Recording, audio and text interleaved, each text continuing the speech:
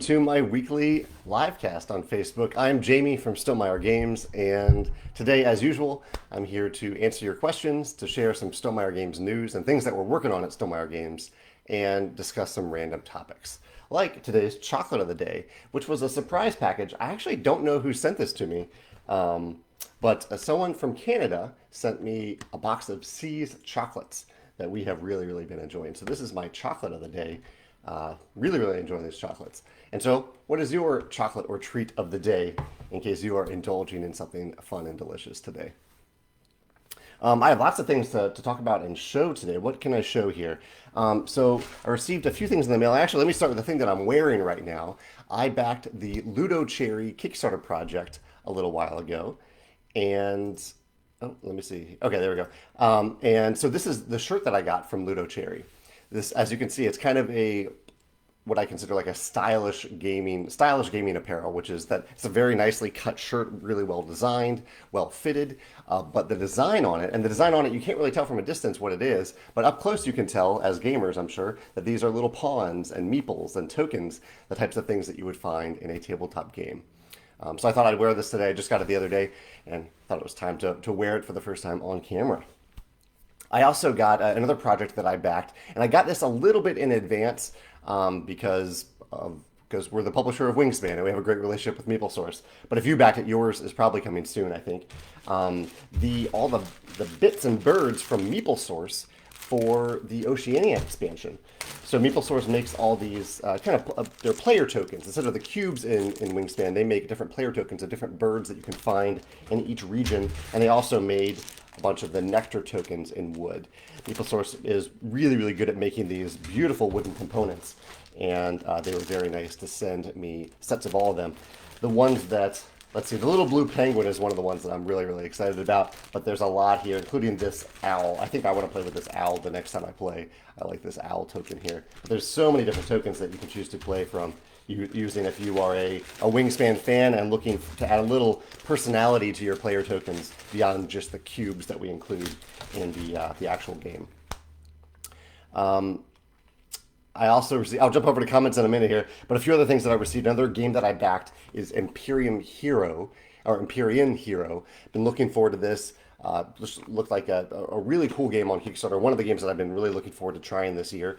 And also, some friends down in, or gamer friends down in Chile, that's right, I knew it was somewhere in South America, sent me this game, it's a tile placement game called Emporus.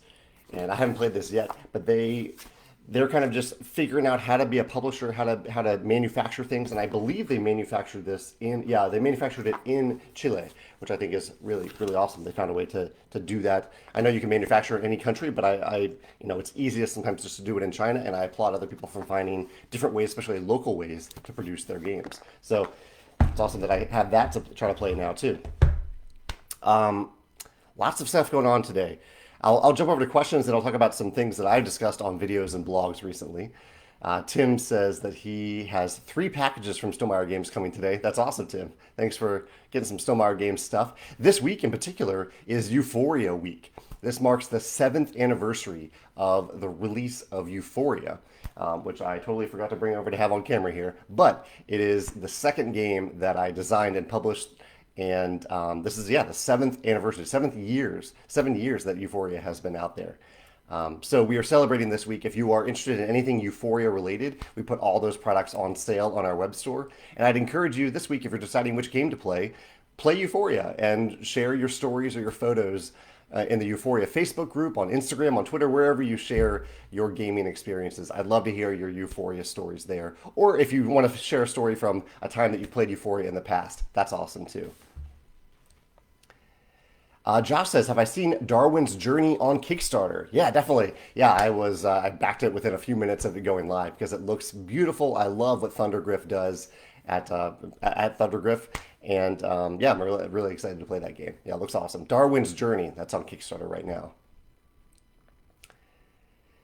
In case you're joining me a few minutes after I started this, I am wearing a shirt from Ludo Cherry today, which is a Kickstarter I backed a while ago. And it is kind of a stylish gamer t-shirt without shouting too much. I'm a gamer, but if you are a gamer, you know what the shirt shows on it. So that's my favorite style of gaming apparel, where it's a little subtle, where it's kind of like an inside wink to those who know what it is, but it looks good for someone who doesn't know anything about gaming. Chris says that he is adopted too, and he loved my post yesterday. Happy Adoption Day. His gotcha day is September 16th. Thank you so much for sharing that, Chris. Yeah, yesterday I was adopted when I was 3 days old, many, many years ago, 40 years ago. And that my adoption day was yesterday. And so I try to celebrate that day every year because it is such an important, wonderful day to me that my biological mother was willing to make that tough choice, but that loving choice to find some parents for me, and that my parents, my mom and my dad, made that choice to bring me into their family as their first son, and the first child. And yeah, so that happened 40 years ago yesterday for me, and I wrote a blog posted about it on my personal blog, jamiestegmeyer.com, as I occasionally write about adoption there. And I kind of use that post to celebrate the adoption day for anyone who is adopted or anyone who has adopted someone else or adopted even an animal. I adopted both of my cats. And so it is really a special day for me, and I'm glad I can celebrate that with you, Chris. Thank you for sharing that. Let's see, Alan's joining us from Costa Rica. He says he loves my top 10 videos that I post on Sundays. And he says, would you ever do one with the Dice Tower? He'd love to see that. I leave those top 10 videos to my channel because they do take a lot of time. And so I figure if I'm going to spend that much time on them, I kind of want them to use them for my specific YouTube channel. But I'm glad you like them. And the Dice Tower, I love their top 10 videos. And a lot of them have inspired videos that I've made. In fact, one that I just did, in fact, just this past weekend, was about a video about deep decisions made during setup. So before you even take a turn in a game, games that have deep decisions that you need to make, and the games in that genre that I really enjoy. And that was directly inspired by a Dice Tower video that I linked in the comments of that video. Yeah. Some other content I posted recently. I posted a video about Mary Poses, Elizabeth Hargrave's butterfly-themed game. I posted about Fossilis on Tuesday. And then blog posts I did recently, kind of did 2 blog posts about reviewers. So I posted last week about our current approach to board game reviewers and content creators because we send out a lot of review copies every year. And I posted a very specific thing about thumbnails used by YouTube creators, like the main image that you use that YouTube uses as a thumbnail on various subscriptions and feeds on YouTube. I posted about kind of some best practices to consider when you're making that thumbnail. So if you are a YouTube creator, YouTube video creator, you might want to check out that post to get some tips about how to make really effective thumbnail images. Really, they're big images that YouTube condenses down to thumbnail size. Mario is joining us from Puerto Rico. We have people from all over today. Thank you for joining me. Simon says, is the Scythe modular board worth it if you're always playing 4 to 5 player games? I've heard it's more for 2 players. Ooh, I'm sorry you've heard that, Simon. Yeah, I don't know who said that, but that is definitely not correct. The modular board was designed specifically to add modularity to the Scythe map. It wasn't designed for a specific player count at all. So yeah, it is definitely designed for all Scythe player counts. In fact, from 1 players all the way up to 7 players if you have one of the expansions that adds additional factions. But yeah, if you can remember who told you that misinformation, I'd love for you to go back and tell them, Jamie says specifically that this modular board was not designed for player count. It was designed for modularity, as the name suggests.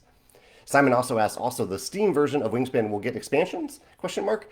I hope so. Yeah, it's a Monster Couch developed product. We're not the digital developer for our games, but yes, we encourage the digital developers for all of our games to release additional content for those games, including the expansions. Kyle says, speaking of Euphoria Week, Kyle says he recently picked up Euphoria and has been greatly enjoying the Automa for solo play. Just for those of you who might read that to clarify, the solo version of Euphoria comes in the expansion, Ignorance is Bliss. This kind of happened, we designed Euphoria well before we had a great relationship with Morton and the Automa Factory, so at that point we didn't include solo modes in our games, and so we had to add that one later via the expansion. But if you get a Euphoria and the expansion, both of which are for sale on our web store right now, you get the solo version in that expansion. Elaine also says that he's got Euphoria for Christmas, and he played it for the first time over the holidays. That's awesome. Josh says, which version did you back for Darwin's Journey? He says he's having a hard time choosing between the base game or the collector's edition. On Kickstarter, I almost always back the base game. Um, I am I'm not kind of a completionist in that way, unless like it's a reasonable price increase and with a huge improvement in quality in some way. I usually don't back it, or I wait until the pledge manager to up it to that next level. Yeah, so I'm backing it for just the standard version. Let's see. Par says, I wanted to ask, how often do you play your own games? We still have many of them to try. Viticulture is his favorite. I mean, like the final published versions of my games. This has been a weird year, so I haven't played a lot of games in person with people in general. But I would say not particularly all that often. I usually play them if someone else suggests them or wants to learn them or is excited about a particular game. I will bring it up. But I'm more often playing new to me games than my own games that I've played many times. However, I do love playing the games that I play and publish. It's just that I usually wait for someone else to say, I want to play this game. I did play this past weekend. I played a game, the name of which I cannot mention yet. It is a game that we have not released yet, but I played the final version of it, and I was super excited. I'm usually really nervous the first time I play the final published version of one of our games, but this game it works on every level for me, and I'm so excited to share it with you. And our announcement for this game will be coming in early February. So stay tuned for a few more weeks for our e-newsletter when I will announce our first new game of 2021. I'm really excited about that. Jer says, does Kaldheim excite you? I don't know what Kaldheim is, so I don't know if it excites me. So maybe some more details about that. It vaguely sounds like a game that was maybe announced recently, but I don't know anything about it. Tim says, did I do anything special on your birthday? Yeah, I did have a birthday recently. Megan treated me really well on my birthday. She treated me to a few desserts, a wonderful dinner. We watched a movie. We played that game that I just mentioned a few minutes ago. And I had some creative time. It was a really well balanced, fun day that we spent together. And nothing big, but it's I like low key birthdays. I don't make a big deal about my birthday. I don't post it anywhere. It's not on Facebook.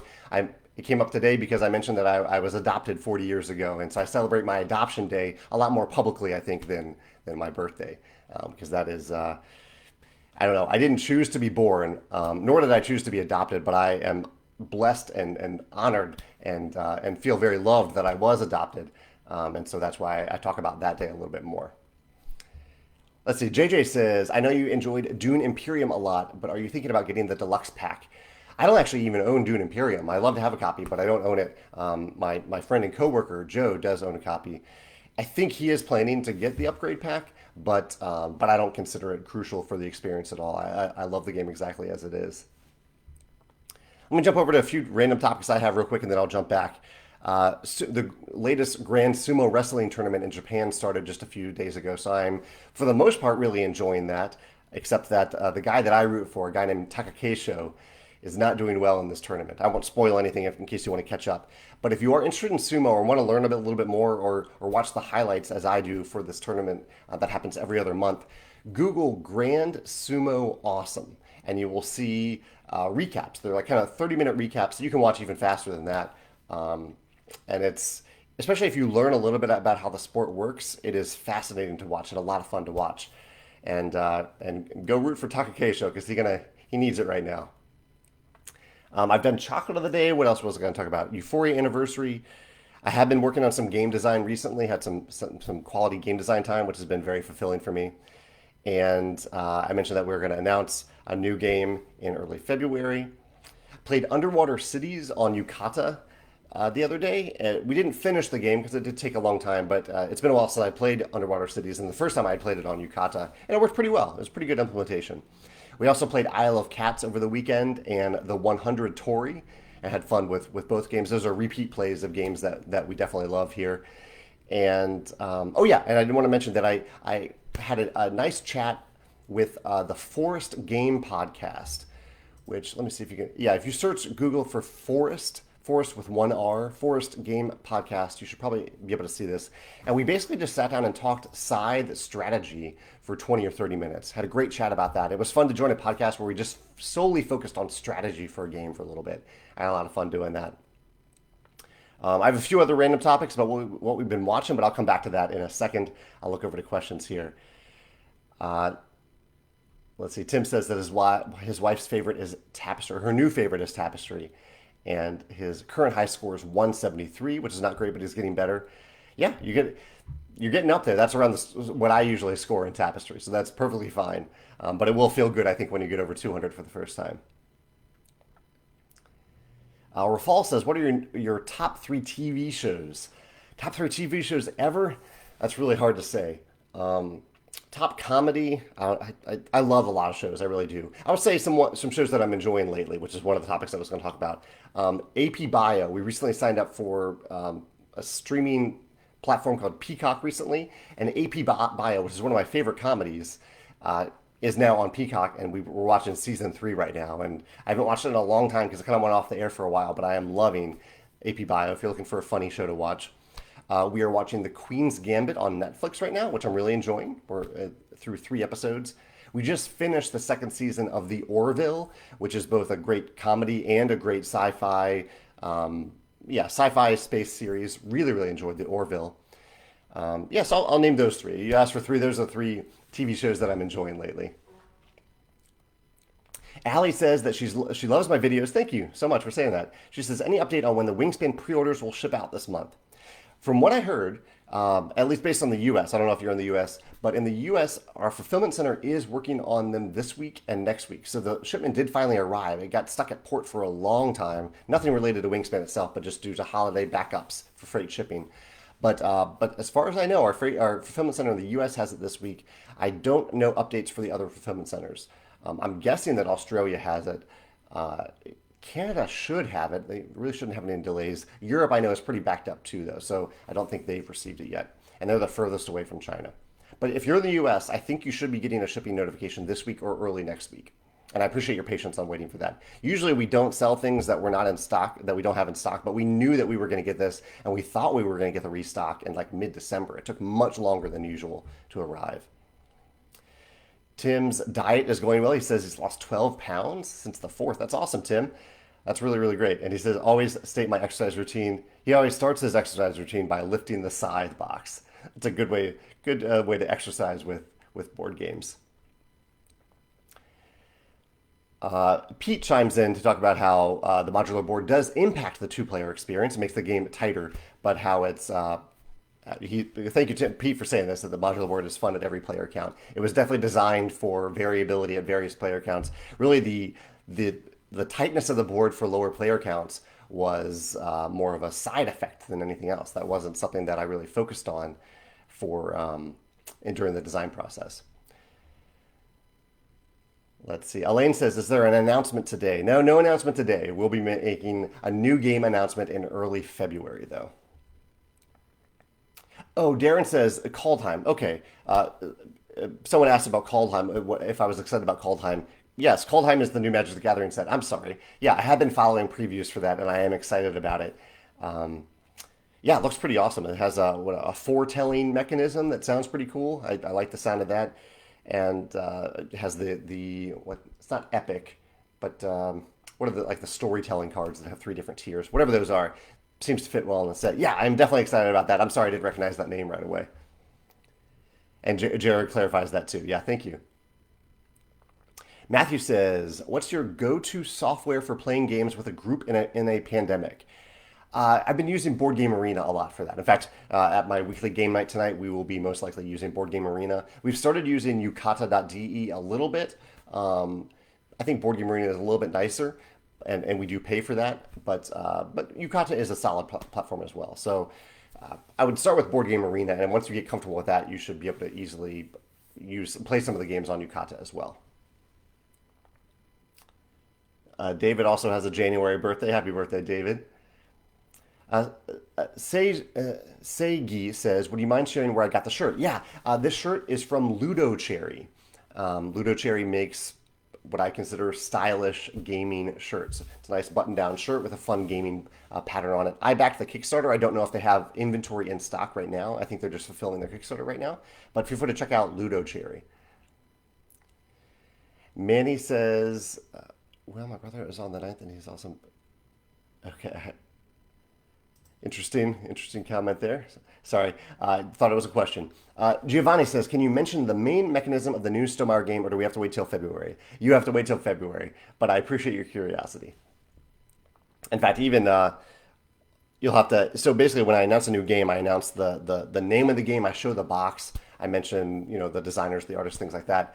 But I unraveled the mechanisms and the components over the course of usually around 10 days. So it's kind of a design diarying process. Some people don't like that. I totally get that. If you don't want that, just wait until mid-February to go to our website. But if you want to join that process, I think we have a lot of fun conversations about the various things that we put into the game as we unravel them one by one, as if they're like stretch goals, but we've already made them and put them in the game, and we've already made the game. So you can follow that process starting in early February. It'll be in, oh, there's Ludo Cherry. Thank you, Dorte, for sharing that. Yeah. Alex says, any tips for streaming physical games with digital gaming, for streaming physical games for digital gaming with friends and family? How do you set up the camera for this? Yeah, I do have a video about this. If you check out almost like 10 months ago now, I think it's a video on my channel about playing games remotely, maybe. I can't remember how I titled it. Maybe I used Zoom in the title.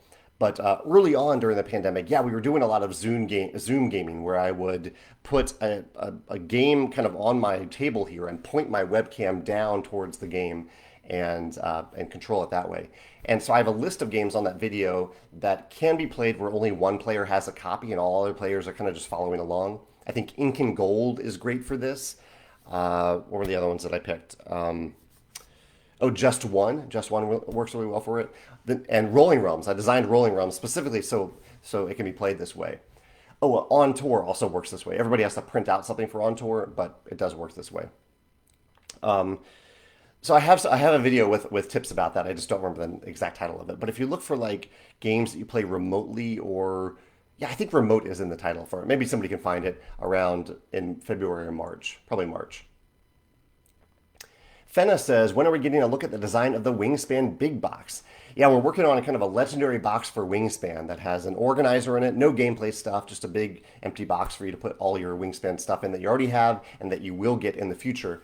And Panda is working on the first draft of the prototype right now that they will send to me. I don't have a shipping notification for it yet, but it should be shipped to me sometime in January, and I'll share it and discuss it in the Wingspan Facebook group when that happens.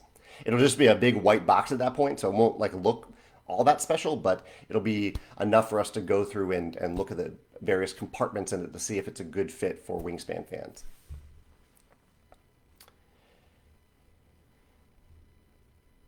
Let's see. Patrick says, have I played Great Western Trail? Yes, I have. Yeah, I have a video about that on my channel if you want to check out my detailed thoughts about Great Western Trail. I love Alexander Pfister's work. That's one of the designers of the game, maybe the only designer for that game.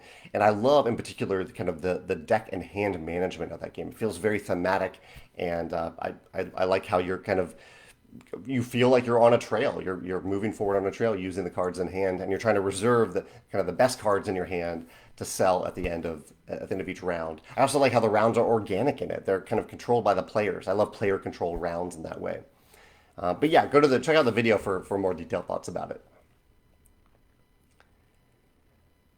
Sagas, Darren corrected me. It's not epics, but the saga cards in Magic the Gathering. I really like that format of card. Yeah, I think I've actually discussed all the topics that I was going to cover today. I can reiterate anything if you're just joining us now. Feel free to ask me anything, even if you think someone's already asked it. I'm happy to answer it. Aaron says that he was happy to find Wingspan on the Switch. Yes, Wingspan is now available as of like 2 weeks ago. It's available on Nintendo Switch. Still not available on iOS or Android yet. They're still working on that at Monster Couch. Jake, one of my disc golf buddies here in St. Louis, says that Yukata is great for asynchronous play. He says, he also complimented my shirt. Thank you for saying that, Jake. He says, I think that Board Game Arena is better for live play. Yeah, and live play is the way that I usually do it. Jake says that he prefers the game selection on Yukata. I'd say it is a little bit bigger on Yukata than Board Game Arena. But yeah, if you want to, what he's referring to is if you want to play kind of on your own time. If you want to start a game, I played Underwater Cities. If you want to start a game of Underwater Cities, but play it on your own time, on occasion, Yukata, Jake is recommending Yukata for that. I haven't actually done that yet for either platform. I've only played in real time live with friends, and and so Board Game Arena is what I've mostly used for that. I think they both can work for that, but I've had a very good experience with Board Game Arena for that. And yes, we are still trying to get some of our games on Board Game Arena. I'm just I need to have some permissions from our digital partners to do that. And for the games that we don't have digital agreements yet, we are allowing Board Game Arena to proceed with those games and work on those games. I'll announce them throughout the year as they become available. Matthias says, while playing Euphoria the other day, that all of your games use stars for some reason or another. Was this gimmick? I wouldn't call it a gimmick. Interesting choice of words there. Did you like that component? Yeah, I like stars more than cubes. They're considerably more important, but I think you look at a star and you think I have achieved something. It has that feeling of achievement. Maybe that's from video games or something, but I think it just feels more satisfying, looks more satisfying than a cube. So yeah, we use stars in a lot of our games. We also have windmills in a lot of our games for some reason, for absolutely no reason at all. There's some other commonality between our games in terms of components like that. I think those are the two big ones. Those stars and windmills seem to show up in a lot of our games. Let's see. Mark says that he just got Scythe and that he's loving it. That's awesome, Mark. And he also says that he has a January birthday as well. Happy upcoming birthday to you, Mark. Chad says, do you have any gamer friends that have received the COVID vaccine? Makes the prospect of gaming in person way more safe. I am super excited for all of my gaming group to get the vaccine, including myself and Megan, so that we can actually get together and play again. But no, not, as far as I know, no one has. The closest is that I have a friend who's a pharmacist who will get it very soon, but has not gotten it yet. And I do have a few other friends, kind of in the medical field, who have gotten the first shot, but they are not. I don't play games with those people, so they're spread out all over. So yeah, not yet, but I'm very much looking forward to that. Let's see. Darren is excited about a specific card from the new Magic set. That does sound pretty awesome, Darren. It's called, in case you're curious, Vorinclex, the Monstrous Raider. It's a card that Darren's excited about.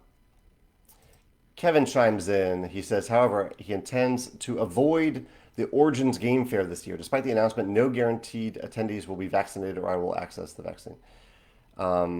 Okay, so I don't know a lot about that, Kevin, but it sounds like Origins hasn't announced a game fair this year, or their typical game fair this year, but they are not guaranteed. They're not guaranteeing that attendees will need to be vaccinated to attend, which is an interesting choice. I can see where you're coming from there. That if you're going to have a game convention this year, the safest way to do it is to make sure that everyone who attends has already been vaccinated. I understand that Origins is also a business, and so they have the right to try to hold a convention if they want to, and it's up to attendees to decide their safety to attend or not. Although I think it goes probably way deeper than that. That's probably a very shallow response because even if people do attend and they make that choice to attend, they could be endangering a lot more people, especially with a very contagious virus like this. So perhaps the responsibility goes well beyond the attendees and the convention in that way. So I'm on board with what you're saying, Kevin. I think the only real safe way that we can gather, even in small groups, and even with masks, is that we all get vaccinated. And so I really look forward to a future when that is possible. I think I'm pretty far away from getting a vaccination just because of my industry and my age bracket, things like that. But I can't wait to get it. I would get it tomorrow. I'll get it today if I had the chance to get it. Giovanni says, I appreciate the unraveling. I remember that you did it for Pendulum last year. This is talking about kind of the design diaries where I unravel different aspects of new games. He says, going off of Board Game Arena, I think you once mentioned interest in working to add viticulture there. Is that still in your plans? Yes, that is one of the conversations I'm having right now with one of the digital developers that I'm trying to figure out. I'll make a note about that because they owe me an email. But that's one of the ones that I'm trying to get on there. I think that would work very well on Board Game Arena, and I would love to get Viticulture there. However, in the meantime, it is available in a full AI digital version through Digidiced. So feel free to check that out. If you're itching to play Viticulture with other people, you can get that app. It's a very well done app, and you can play it. But I would love to have it on Board Game Arena as well. Michaela says, "Are those meeples on your shirt?" Yes, this is a shirt that I backed from Ludo Cherry, and it is kind of a stylish gaming button-down shirt. Little meeples and pawns and tokens. Yeah, yeah. Francisco says, "What are your thoughts on this huge community that has grown around Scythe? It's unbelievable how good people are becoming at your game." Yeah, people have become way better at Scythe than will ever imagine that anyone would be. How good of a Scythe player do you think you are? Do you own the fan-made buildings? I do, I believe. I think someone sent me some of the fan-made buildings, so I do have a few for Scythe. How good of a player do I think I am? Maybe average, maybe a little below average. I think if I really sat down and said, okay, I want to win this game of Scythe, I would call myself an average player. But usually when I sit down and play Scythe, I am experimenting. I'm doing things that I consider difficult. I'm choosing faction pairings that I think are difficult to win with rather than the ones that I think some people believe are a little bit easier to win with, especially if you're an experienced player playing with those combinations. So I would say in those regards, I am a below average Scythe player. But it is amazing that the culture of kind of expert players that have cropped up around Scythe, and hopefully they remain respectful of those of you or anyone who has not played Scythe as much and is just having fun experimenting and trying different things at this point. Sean says, "Has Geekway to the West canceled this year?" And he says that BGG Spring sent out an email today saying they are canceling this year. Geekway to the West, I don't think has canceled yet, but I can't imagine. I mean, the vaccination is just not going to roll out quickly enough for them to do it safely. So they announced basically two different dates. The first date is in the spring as usual, and then they have a backup date in like October, November if that doesn't work out. And I'm guessing that date might actually be possible. Really smart people run Geekway to the West. I think they will probably go with the approach of saying you can attend if you've been vaccinated, and although they are also a very family-oriented convention, and I don't think there was a vaccination for kids yet, so I don't know how they'll deal with that. So I'm curious to find out. But no, as of now, it has not been canceled that I'm aware of. For those of you who don't know, Geekway to the West is my favorite convention. It's here in St. Louis, and in future years, I hope you come to Geekway to the West. I join as an attendee, and I just join to play a lot of games for 4 days with random people from around the country and around the world, and I have a lot of fun doing that. So hopefully in the future you can attend Geekway to the West safely and play some games with me. I'd absolutely love that. Tim has a long comment here. Let's see, Tim. Tim says, "Have I ever had someone grab the wrong pieces in a game and play them and notice later what they did?" He says they played the wrong landmark buildings this past game of Tapestry. Yes. He says I couldn't differentiate the difference between blue and green and wasn't familiar with which buildings went with which groups since I'm new to the game. Yeah, that's a good question. I mean, the most common time that I see this happen is when a player is playing with a color that they usually don't play with, and they grab the wrong piece and move that piece. I have absolutely done that, and other players I think have done that too. I did it just the other day playing Dune Imperium. So yeah, I think that's the most common that I've seen that had happened, and usually we just try to undo it and I don't know, play respectfully with other people, which sounds like you did with your wife. It sounds like you were playing with. Yeah.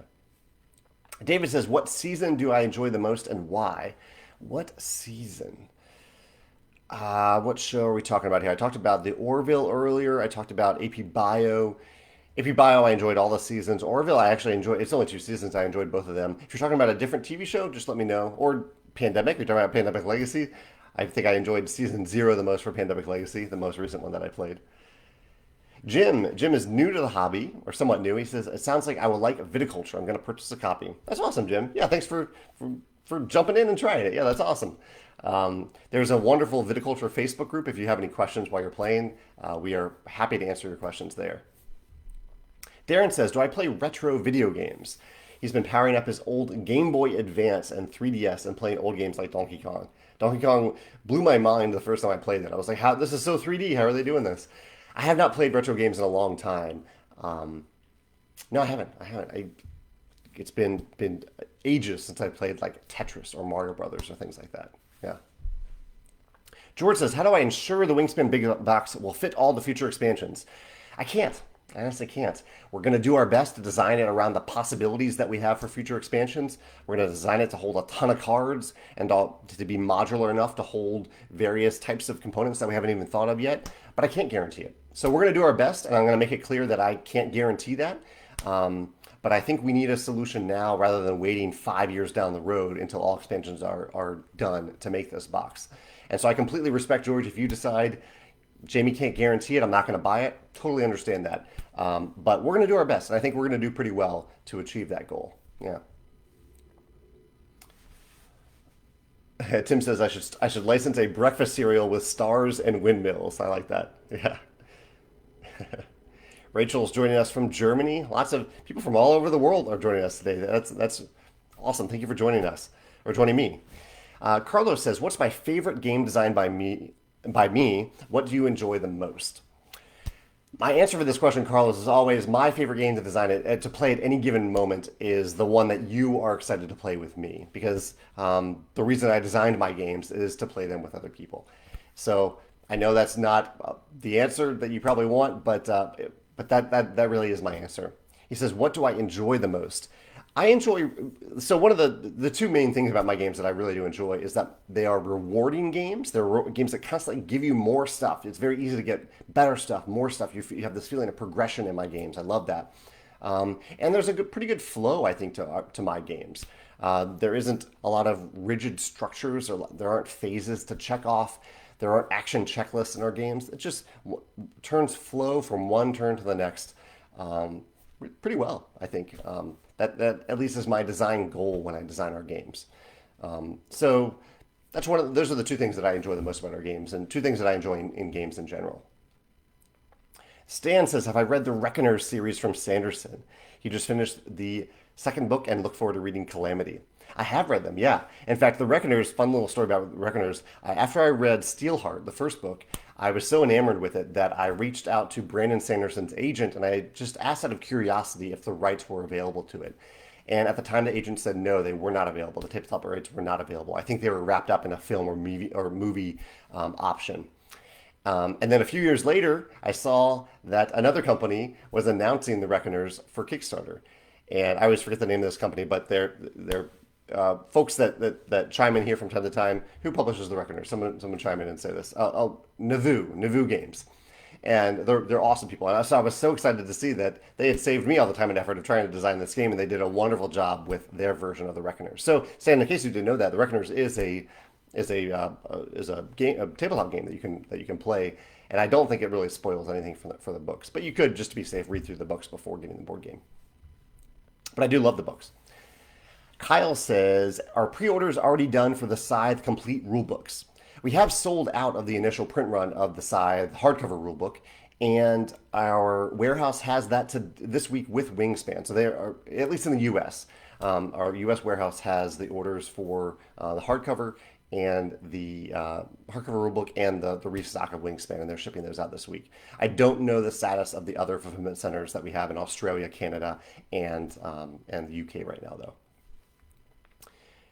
Jared says, "Can I name one or more illustrators that I'm interested in working with for a game?" I can actually name 200.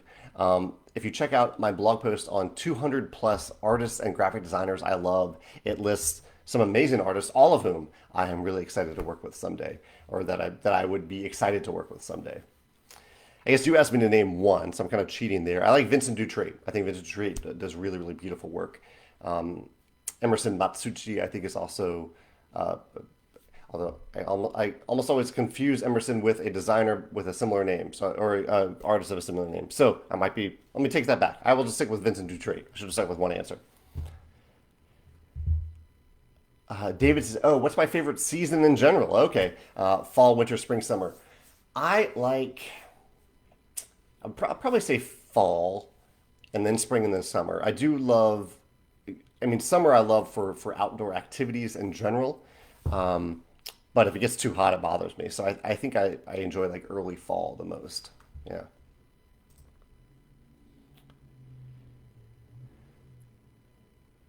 Okay, just scrolling down here looking for other questions here. Dorte says, will the Wingspan big box fit previous card holders? Yes, that's a great question. So yeah, one of the things that in the initial discussion we had with Wingspan fans about the possibility of a Wingspan big box was some of them have already bought pretty expensive third-party inserts and trays and things like that. And so I have designed one of the layers of the big box to hold to be modular enough that you can just take out part of the organizer that we're going to include and you can replace it with the organizer that you've already bought. So it's basically a space the size of the current Wingspan box that you can plop stuff in and out of. So it is modular in that way, allowing people to bring in inserts that they've already built or paid for from third-party accessory companies. Ray says he really enjoys my games and videos. Thank you, Ray. He says, I'm relatively new to the hobby and have been watching a lot of 2020 top 10 videos. What games from the past few years would you say have staying power in the hobby? Wingspan makes that list for me. I hope Wingspan continues to have that staying power. Yeah, Wingspan would definitely be up there if I'm naming a game from another from some of our games. I think Tapestry actually has that potential too. But games from other publishers that have staying power. Let's see. Let me pull up my top 10 list from the last 2 years and see which ones from those lists have, let's see, favorite games 2020. Let's see if I can pull this up real quick. Okay, favorite games of 2020. And let me see if I can pull up favorite games from last year to see which ones that I think will have staying power that will be still, that a lot of people will still be talking about and playing for years to come.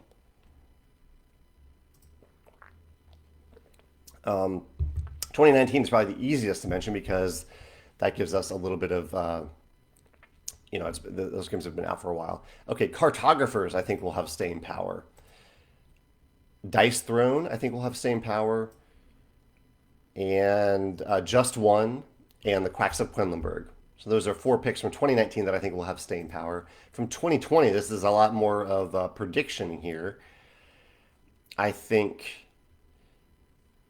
Okay, so I divided my top 20 list for I did 2 top 10 lists for 2020. One of top 10 favorite sequels for games, because there are a lot of sequels to games this year, and top 10 favorite new games. From the sequels, I would say that Mysterium Park and Azul Summer Pavilion probably have the best chance of having longevity.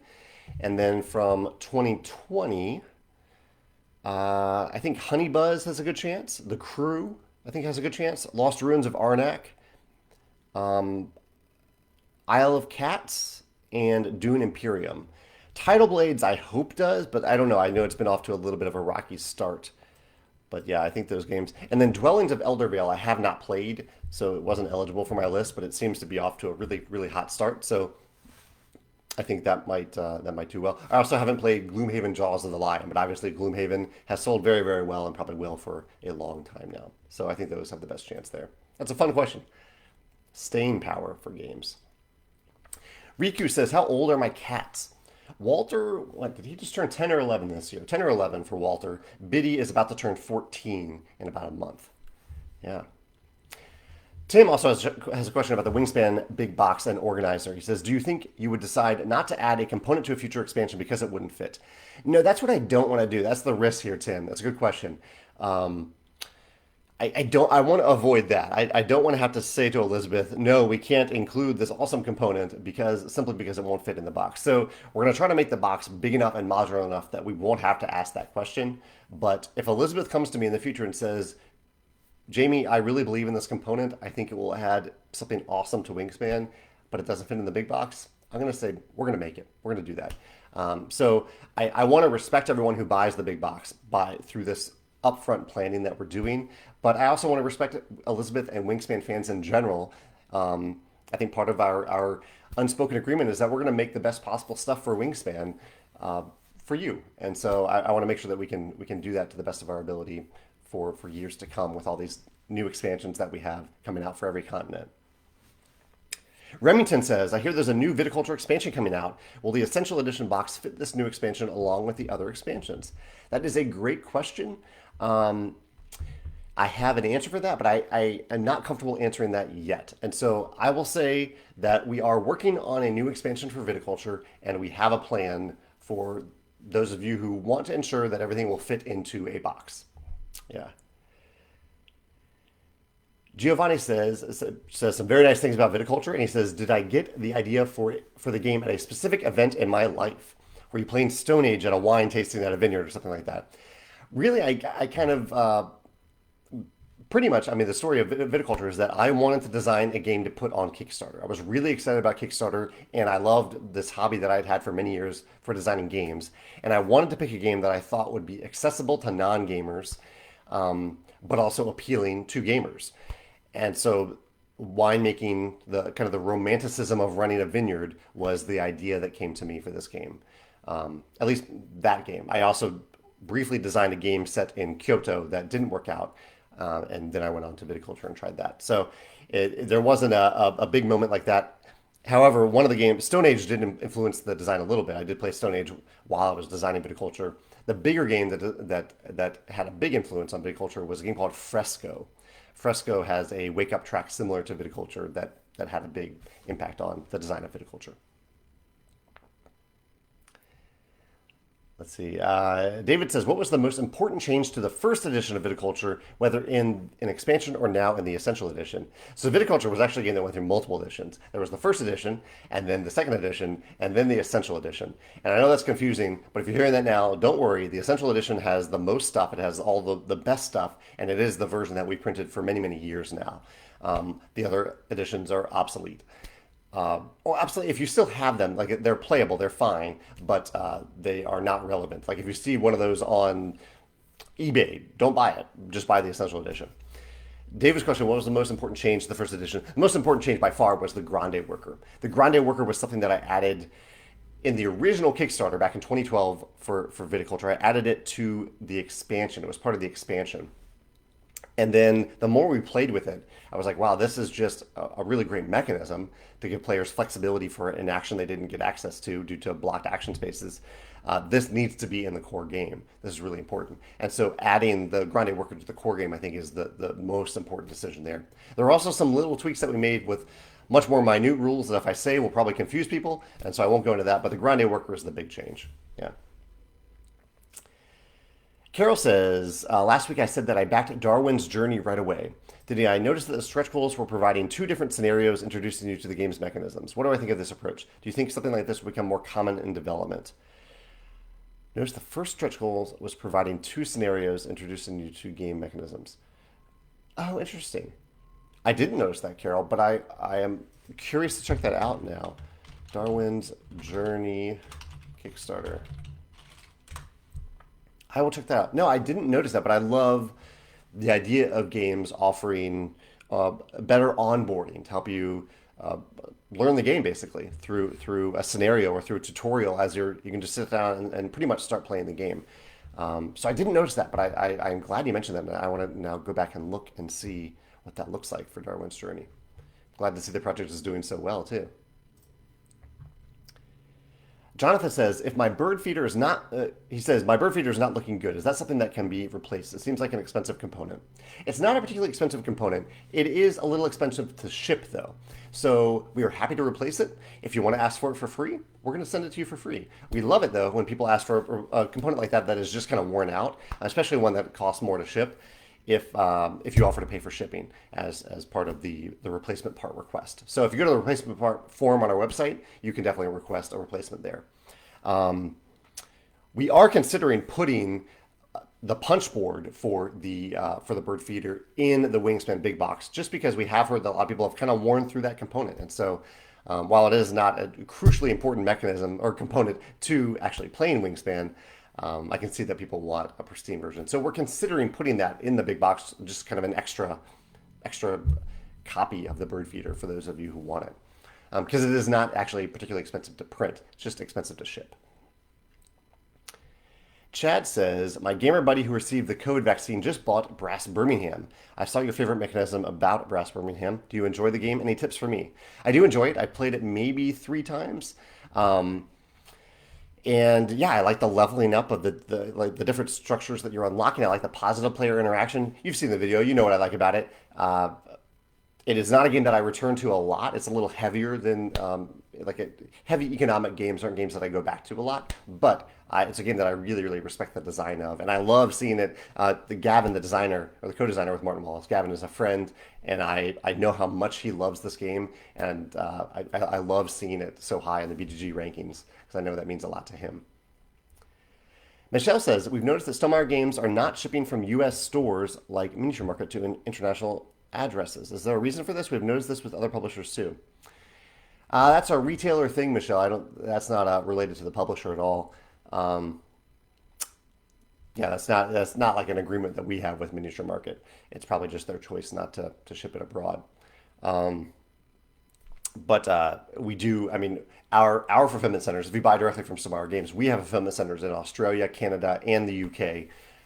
So we ship worldwide within a variety of different regions from those fulfillment centers. So that's probably the best way to get our games if you're not in the U.S. and looking to get one of our games from one of those uh, from one of those fulfillment centers.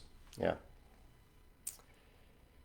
and Dorte mentions it helps to avoid custom fees and taxes. And again, yeah, if you buy directly from our web store because you're buying from within those regions, you don't have to pay custom fees or taxes, including in Europe. Even though Brexit is happening, we are using DDP, which is delivery duties prepaid. So we are paying for the duties so that you don't have to if you order from us, even though we're shipping from the UK to other parts of Europe now.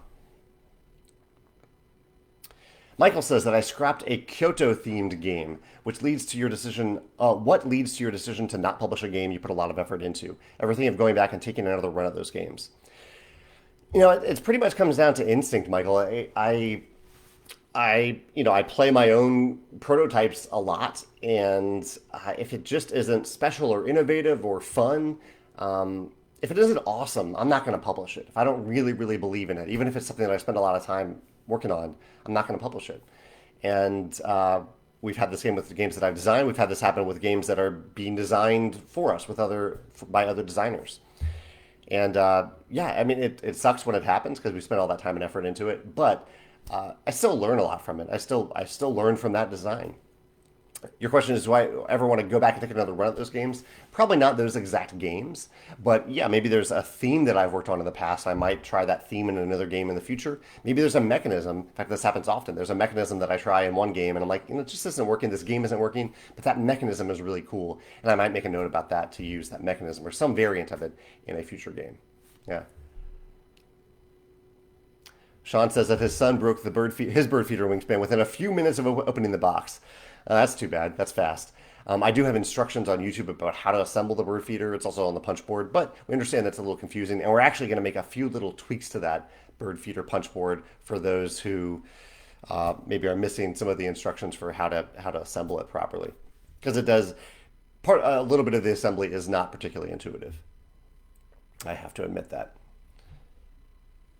Another adoptee here, Alexander was also adopted. That's also Alexander. For those of you who are just chiming in now, I was talking about how yesterday is the 40th anniversary of when I was adopted as a 3-day-old baby. And so I celebrate that day with anyone else who was adopted or who has adopted a child or a pet or anything like that. So it's a special day. Krista says that Starling Games came out with a wooden Evertree for Everdell. Any chance the bird feeder for Wingspan could be wooden with the new box expansion? Just curious. It's a good question, Krista. It could be, but I mentioned earlier that the cardboard version is not very expensive to make. A wooden version is, and actually, no, I don't think we can for Wingspan because our agreement with Tower Rex, the company that designed the bird feeder, was that we would make the cardboard version, they would make the wooden version. And so if you go to Etsy and look for, not, did I say Cardboard Rex? Tower Rex. Tower Rex is the company that makes the wooden version of the bird feeder. They make one that is identical to the cardboard version, and they also make a much more elaborate version if you want that version. So I think because of that, we can't make the wooden version, but you can go to Tower Rex and get the nice wooden version, and it's not particularly expensive. I think they offer a very fair price for it. Allison chimed in from Kidsplaining, as she said she missed the first half of the video. Thanks for featuring the thumbnail article I posted yesterday. Such great points. Thank you, Allison, for saying that. And Kidsplaining was one of the, as Allison knows, was one of the YouTube channels that I think does a fantastic job with their thumbnails. Their main image that they use, that YouTube uses to put videos in the YouTube feeds and subscription feeds. Check out that article if you're a YouTube creator. And Kidsplaining, I think, is a fantastic example of effective, well-designed thumbnails. Michelle says, this is started in January. It's not with all publishers. She's in Kuwait. It was just interesting because it's not with all publishers' games. You know, I'll check into it, Michelle. Maybe there's something that I don't know about that. I will ask Alex, our director of sales, if he knows anything about it. Yeah. Is it maybe related to the size of the games? Maybe it's a certain size? I don't know. That's really interesting. It's nothing that I know that I've asked Miniature Market to do. And Cody came through with a link to Tower Rex. Awesome. And yeah, I think I've covered all my topics today. Feel free to, if you're chiming in late, feel free to watch the video. And if you have any questions, I will put this video on YouTube in a few minutes, and that's the best place to ask questions because that's where I'll get notifications for questions that are asked in the future. So thank you so much for joining me. Thank you for your comments and questions and suggestions. I love these conversations, and I will be back next week for another video, and I'll be on YouTube in a few minutes if you want to check out the video there. All right, take care. Have a great week. I'll see you next week. Bye.